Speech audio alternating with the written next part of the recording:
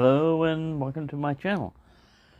Well, on one of my videos on the Beamshots, a viewer, I'll put it up there, asked the question, which do I prefer between the beam patterns, between the FC12 and the FC13?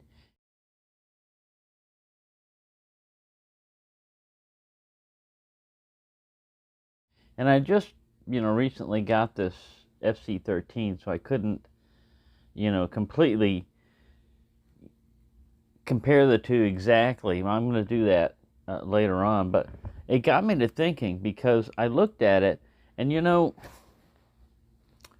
they both use the same emitter, the exact same emitter, but they have entirely different beams, and they're both parabolic, kind of like reflectors, except the way they did this one with it crumpled and everything, it's to make it a more diffused pattern. With this one, with a polished reflector, let me turn this light on.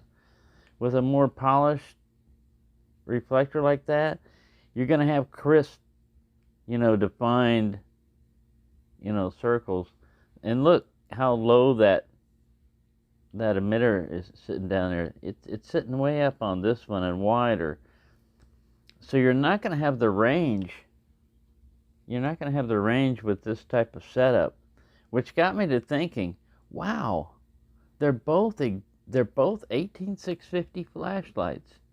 They're both using the same emitter, but there's just from the optics, they're different. And it's the same way with this. This is using a tier, which is a total internal reflector. This is what Olight uses also.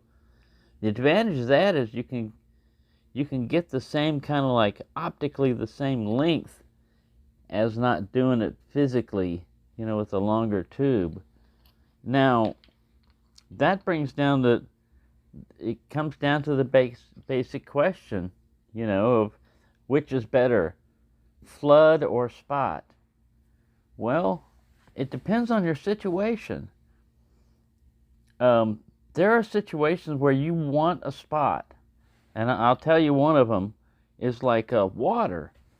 If you're shining a floody light on water and it doesn't have a concentrated spot, you're just going to light up the surface of the water. You're not going to be able to penetrate down and see. I can do it with the pool outside on my balcony. The FC12 and the Sofran IF22A are both spotlights. They use a different method, but they are both spotlights, and they'll cut through that. Same way with fog or smoke. If you wanted to see something, now usually you don't want to hit a high beam on fog, like if you're driving a car, because it'll flood, it'll show everything. But with a spotlight, you can cut through that and not light up everything. So they have their advantages and disadvantages.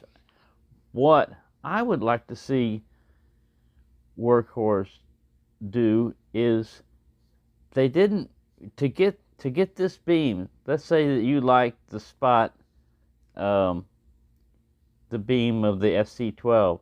Well, it's a tactical type of light, so already you can't just do this. You've got to hit the bottom switch first to get any light out of it. Also, now with the FC12, they're not doing ramping anymore. You only get like step modes, 2 different kinds of step modes, so you don't have ramping anymore. And when they went from all these magnets down here, this is not the original base on it. I swapped it with this one over here. Here's the original base. That one's non-magnetic, and this one is. Let me turn this one off. They had a different type of ergonomics on this one, and as you can see, they've got to make it longer. Even if you took this off and shortened that down, I'm just looking to see if you could cram, basically you're going to have to take this and extend the tube up probably that much if you wanted to do that with the FC. See, there's the FC13, there's the 11, the 12, the 13. What happened to the 14? It's not there. Maybe that's what's going to happen with it. I don't know. But anyways, yeah, to get this, you have to use this flashlight. You don't have the choice in this one. So if you would like this type of beam pattern in this flashlight, you don't have that choice. It's just the way it's built right now. Maybe they'll come out with another version. Who knows? But I do like the ergonomics on this one. These little slots right here, when you're holding the flashlight. Now I turned this pocket clip just so it would sit right here and be level, but normally I have it switched around. But these little cutouts right here, you see how your finger's sitting right there? It's not like a tube anymore, and it still has ridges for grip or whatever, you know. So they started from like a simple crosshatch checkering, you know, but it's not super grippy. It's a little grippy, but it's not super grippy.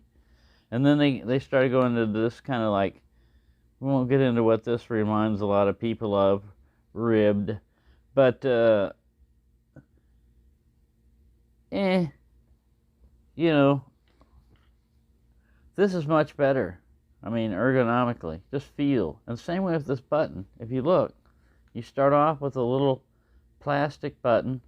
These are okay. They're kind of exposed, and they're tiny. This is all right. It's getting better, but it's rubbery, you know, and knobby and everything. I guess it's a tactile feel. This one right here is nice and smooth, and it fits your thumb. You can see everything. Your thumb, there's a little ramp up here where your thumb can rest. So I mean, it's all ergonomics. It fits your hand. If it doesn't fit your hand, then it feels like something else. You know, it feels like a club or a pineapple or a piece of machine bolt or something. You know, this is very well done. It works. Also, the cooling fins, you can see right here, the cooling fins are kind of shallow and everything. They work, but you've got more of a surface area to cool off this thing. All the heat's going to be generated down here, but man, when these things are in turbo, they get hot. Now, I'm going to test it tonight, but I can test some of this since it's already dark in here, because it's Sunday night, and I'm not going to go out there with a bunch of people. I'm not going to test this one because I've already done this one. This is my favorite if I wanted a spotlight, you know. This is basically the same thing in a more compact carry than, this is a 21700 battery, so this is a little bit more compact carry. If I wanted to shorten this down with a little short tube, I still got the spotlight type stuff. It's just not going to run quite as long, but how long are you going to be spotlighting? What are you doing, you know? I'm usually just playing around. Alright, so I have another one of these coming in tomorrow. See, this one's in 6,000.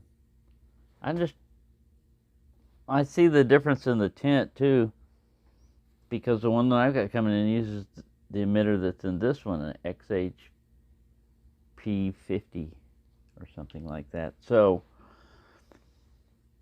yeah, if you know the different type of little chips that they're using, the emitters, then you're gonna have an idea of what it is. But it depends on the housing. It depends on what they're doing, you know, and how they're putting it. Are they using a tier? Are they using a smooth reflect? Or are they using a crumpled one? And how up where do they position this, you know, in the optics of it all, of the pattern? That makes a big difference. And then you got all the little bells and whistles. I like this little light stuff here. You know, once you once you figure out Enduro and everything, I got it on like, this is disco mode with just the pulse. Man, with it, let me do it. It's just 7 clicks to change. This is just to change the level. 1, 2, 3, 4, 5, 6, 7. See, that turns it off.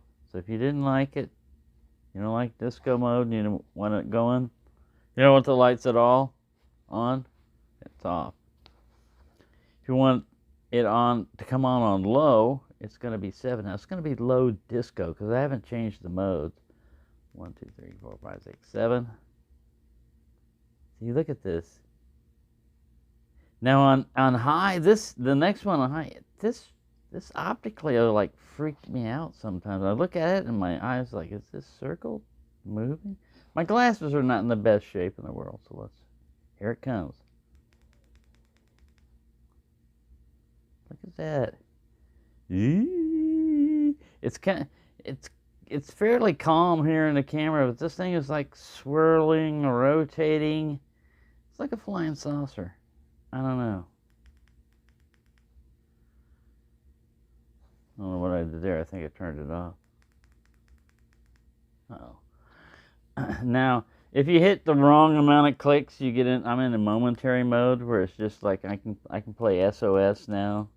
It's like 5 clicks, and the only way to get out of that is to.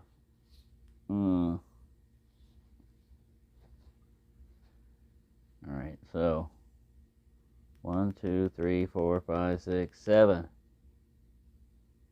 Right now it's back into heartbeat. Now to change between, colors and all this other stuff, that's another one you have to learn is, instead of doing 7 just clicks, it's 7 and hold, but you hold until you release for the thing that you want. And let's see, 1, 2, 3, 4, 5, 6, 7. See, that's disco mode. One of these is voltage check, and then it goes through the different colors, blue, red. I'm going to get back to, there's a random one, just the disco. 1, 2, 3, 4, 5, 6, 7. I'll turn it off. 1, 2, 3, 4, 5, 6, 7. I didn't click 7 enough. See, this is what gets you. Remember, I'm old too, so if any of you young whippersnappers trying this and get frustrated, just remember, old people have problems too. Now this is non-pulsing, this is just the low. It's going through the different colors. I don't know what's going on here. That's a bright.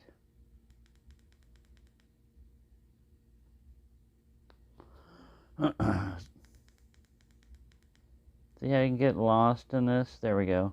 I'm back to what I wanted, which is it gets this little heartbeat thing, but it goes through the colors. You can have it set to where it shows you the voltage. You just got to memorize that color chart, like purple is certain bolts, and blue is another one, and green and red, and oh yeah. If you know what the color is, then you'll have it memorized. I always just 3 clicks and then it'll flash it out to me on my palm. How many? 1, 2, 3. 4.1 volts. 1, 2, 3, 4, 1. I don't need to go through color code. Believe me. I had to memorize color code in the military for electronic color coding, and we had little mnemonics that we had to memorize, the sequence, and you just add the numbers to it. But still, resistor color code, this thing in the past, I guess. It's printed out now for them. Let's read it out. Here, it's 100 ohms. Why didn't they think of that before? Well, I guess I couldn't print that small. Anyways, I'll do the beam shot later, but yeah, I just wanted to put that in there. That's just my initial thoughts, is that you can't always just pick the pattern. It comes with a flashlight. So if they don't offer your particular pattern you want in that flashlight, you're doomed.